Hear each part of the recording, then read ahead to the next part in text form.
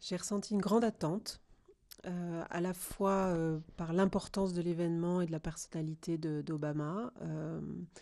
Les États-Unis sont le laboratoire du monde futur.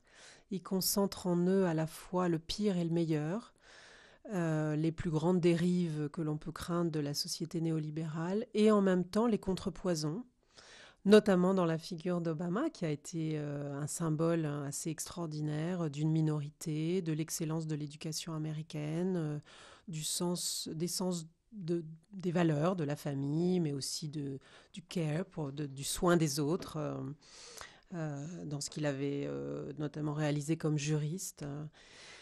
Mais je dois dire que j'étais très inquiète aussi que les valeurs sur quoi s'appuie une certaine droite républicaine, je parle de l'aile dure, hein, post-Bush, passent, à savoir dans ce qu'elle agit, notamment sur la peur.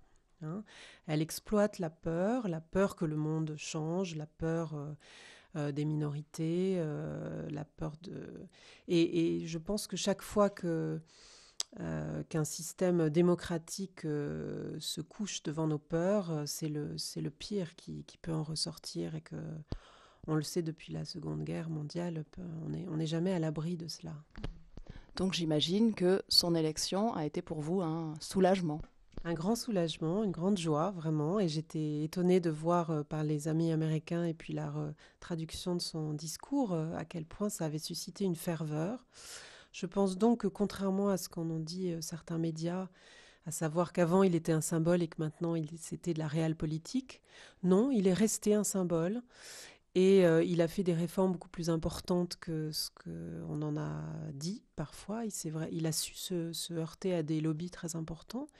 Bon, ça n'est pas gagné. On verra s'il utilise ces 4 années à venir avec plus de liberté encore pour s'affirmer ou si le diktat de l'économie va l'emporter une fois de plus. Mais on espère que ce sera un message politique fort qui va passer.